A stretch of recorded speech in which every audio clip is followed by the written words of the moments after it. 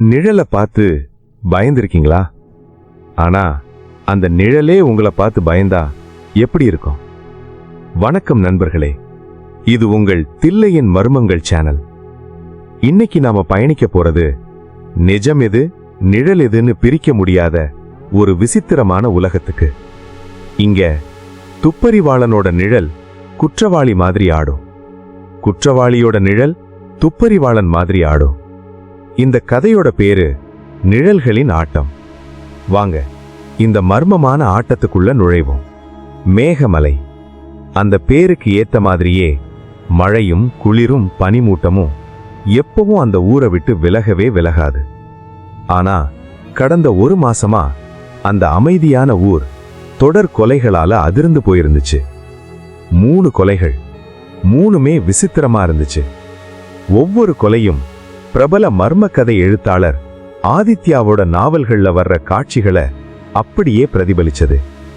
தடயங்கள் இருந்துச்சு, ஆனா எல்லாமே வேணும்னே வச்ச மாதிரி ஒரு புதிரா சிதறி கிடந்துச்சு. இந்த வழக்க விசாரிக்கத்தான் நகரத்திலிருந்து வந்தான் இன்ஸ்பெக்டர் விக்ரம். 28 வயசு இளைஞன், கண்கள்ல தீர்க்கமான பார்வை, ஆனா அசைவுகள்ல ஒருவித பதற்றம். அவனோட முதல் வேலை எழுத்தாளர் ஆதித்யாவை சந்திக்கிறது தான். மேகமலையோட உச்சியில ஊரை விட்டு ஒதுக்குப்புறமா இருந்துச்சு ஆதித்யாவோட அந்த பழைய பங்களா. விக்ரம் ஜீப்பை நிறுத்தினப்போ மாலை நேரம் நெருங்கிட்டு இருந்துச்சு. லேசான தூறல். கதவை தட்ட கையை உயர்த்தினப்போ கதவு தானாவே திறந்தது. உள்ளே ஆதித்யா நின்னுகிட்டு இருந்தாரு. அவர் கண்கள்ல ஒரு கேலியும் வரவேற்பும் கலந்திருந்துச்சு. அவர் சொன்னாரு, உங்களுக்காகத்தான் காத்துக்கிட்டு இருக்கேன் இன்ஸ்பெக்டர் விக்ரம். விக்ரமுக்கு ஒண்ணுமே புரியல. தான் வர்றது இவருக்கு எப்படி தெரியும்? அந்த நிமிஷம்தான் விக்ரம் மனசுல முதல் சந்தேகம் முளைச்சது. நிழல்களின் ஆட்டம் அந்த நொடியிலிருந்து தான் தொடங்கிச்சு. ஆதித்யாவோட வீடு ஒரு பெரிய நூலகம் மாதிரி இருந்துச்சு. எரிஞ்சுகிட்டு இருந்த நெருப்பு அந்த அறைக்கு ஒரு மிதமான வெப்பத்தை கொடுத்துச்சு. விக்ரம் கேட்டான். அவன் குரல்ல ஒருவித அதிகாரம். 3 கொலைகளும் உங்க நிழலின் முகம் நாவல்ல இருக்கிற மாதிரியே நடந்திருக்கு. இது எப்படி சாத்தியம்? ஆதித்யா சிரிச்சாரு. அந்த சிரிப்புல ஏதோ ஒரு மர்மம் ஒளிஞ்சிருந்துச்சு. இன்ஸ்பெக்டர், என் புத்தகங்களை லட்சக்கணக்கான பேர் படிக்கிறாங்க. அதுல யாரோ ஒருத்தன் என் எழுத்துக்களால ஈர்க்கப்பட்டு அதை நிஜத்துல செஞ்சு பார்க்க நினைக்கிறான். அதுக்கு நான் எப்படி பொறுப்பாக முடியும்? விக்ரம் அவரை கூர்ந்து பார்த்தான். விஷயம் அது இல்ல திரு ஆதித்யா. 3வது கொலையில கொலை நடந்த இடத்துல ஒரு செஸ் காயின் இருந்துச்சு, ஒரு கருப்பு ராஜா. உங்க நாவல்ல அப்படி ஒரு விவரம் இல்லையே. அந்த நொடி ஆதித்யாவோட முகத்துல ஒரு சின்ன அதிர்வு தோன்றி மறைஞ்சது. விக்ரம் எழுந்து ஆதித்யாவை நோக்கி நடந்தான். அல்லது அந்த சவாலை விடுறதே நீங்க தான். 2 பேர் பார்வைகளும் நேருக்கு நேரா சந்திச்சது. அது ஒரு விசாரணை இல்ல, ஒரு உளவியல் போர். வார்த்தைகளால விளையாடுற ஒரு சதுரங்க ஆட்டம். அடுத்த சில நாட்கள் ஆதித்யா போலீஸ்க்கு உதவ ஆரம்பிச்சாரு. ஒரு தேர்ந்த துப்பறிவாளன் மாதிரி சின்ன சின்ன தடயங்களை சுட்டி காட்டினாரு. ஆனா விக்ரமோட சந்தேகம் மட்டும் குறையவே இல்லை. ஆதித்யா ஒரு மேதை மாதிரி வழிகாட்டினாரா, இல்ல ஒரு கொலைகாரன் மாதிரி திசை திருப்பினாரா? ஆதித்யா ஒரு நிழல்னா விக்ரம் அவரை பின்தொடரும் இன்னொரு நிழலா மாறினான். அப்போதான் 4வதா ஒரு கொலை நடந்துச்சு. ஆனா இந்த கொலை நடந்த விதம் ஆதித்யாவோட எந்த நாவல்லையும் இல்ல. மாறாக இன்னும் வெளியிடப்படாத அவரோட மரணத்தின் கையொப்பம்ங்கிற கையெழுத்து பிரதியில இருந்த ஒரு காட்சி மாதிரியே இருந்துச்சு. அந்த விஷயம் விக்ரம தவிர வேற யாருக்கும் தெரிய வாய்ப்பே இல்லை. விக்ரம் அதிர்ச்சியில உறைஞ்சு போனா. இது எப்படி சாத்தியம்? அப்போ கொலைகாரன் ஆதித்யாவா, இல்ல கொலைகாரன் நானா? ஒரு பயங்கரமான கேள்வி விக்ரம் மனசுல மின்னல் மாதிரி வெட்டிட்டு போச்சு. அவன் தங்கியிருந்த அறைக்கு ஓடுனா. கண்ணாடி முன்னாடி நின்னா. கண்ணாடியில தெரிஞ்ச அவனோட பிம்பம் அவனையே சந்தேகத்தோட பாக்குற மாதிரி இருந்துச்சு. மனக்குழப்பத்தோட உச்சியில விக்ரம் ஆதித்யாவோட கடந்த காலத்தை தோண்ட ஆரம்பிச்சான். அப்போதான் அவனுக்கு அந்த அதிர்ச்சியான தகவல் கிடைச்சது. 20 வருஷத்துக்கு முன்னாடி ஆதித்யாவோட தங்கை மர்மமா இறந்து போயிருந்தா. அது தற்கொலைன்னு போலீஸ் கேஸ முடிச்சிட்டாங்க. ஆனா ஆதித்யா அதை நம்பவே இல்லை. அது ஒரு கொலைன்னு அவருக்கு தெரியும். இப்ப விக்ரமுக்கு எல்லாம் புரிஞ்சுது.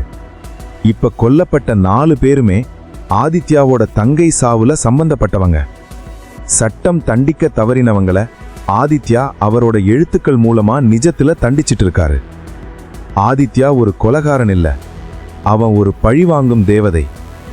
இந்த உண்மையோட விக்ரம் ஆதித்யாவை பார்க்க போனான். அவரோட தங்கைய பத்தி பேச ஆரம்பிச்சான்.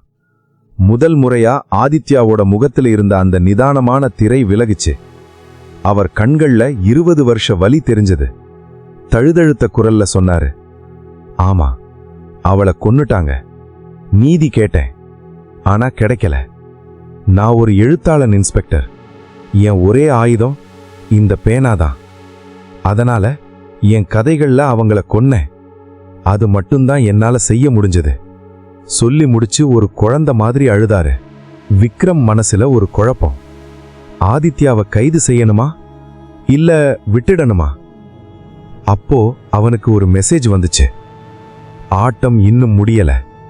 கடைசி ஆட்டம் எனக்கும் உனக்கும் மட்டும். பழைய தேவாலயத்துக்கு வா. விக்ரமுக்கு தெரியும் இது ஆதித்யாவோட வேலை இல்ல. அப்போ உண்மையான கொலைகாரன் வேற ஒருத்தனா? அந்த பழைய சர்ச்சுக்குள்ள போனா விக்ரம். மெழுகுவர்த்தி வெளிச்சத்துல ஒரு உருவம் நின்னுட்டு இருந்துச்சு. அந்த உருவம் மெதுவா திரும்புச்சு. அத பார்த்ததும் விக்ரம் கையில இருந்த துப்பாக்கி நழுவி கீழே விழுந்துச்சு. அங்க நின்னது விக்ரம். அச்சு அசலா அவன மாதிரியே ஒருத்தன். அந்த உருவம் சிரிச்சது. நான் நீதான்.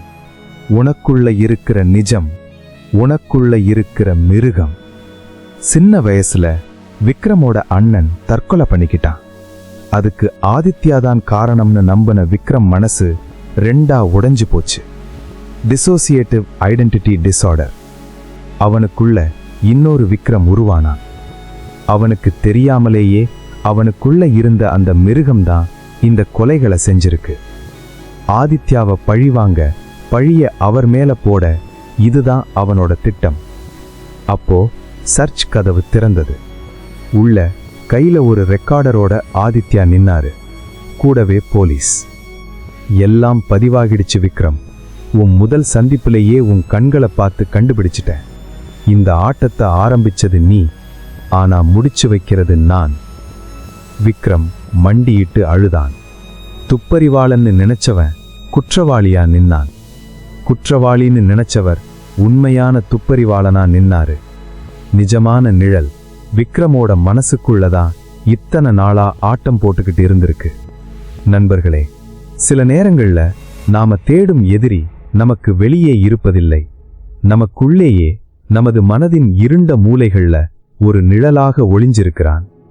அந்த நிழலை நாம அடையாளம் கண்டுக்க தவறும்போது நிஜத்துக்கும் நிழலுக்கும் இடையேயான கோடு அழிஞ்சு போகுது. இந்த மர்மமான நிழல்களின் ஆட்டம் உங்களுக்கு பிடித்திருக்கும்னு நம்புறேன்.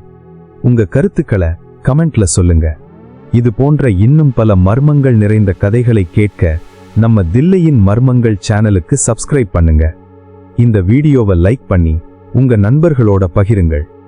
மீண்டும் ஒரு புதிய மர்மத்துடன் உங்களை சந்திக்கும் வரை உங்களிடமிருந்து விடைபெறுகிறேன். நன்றி.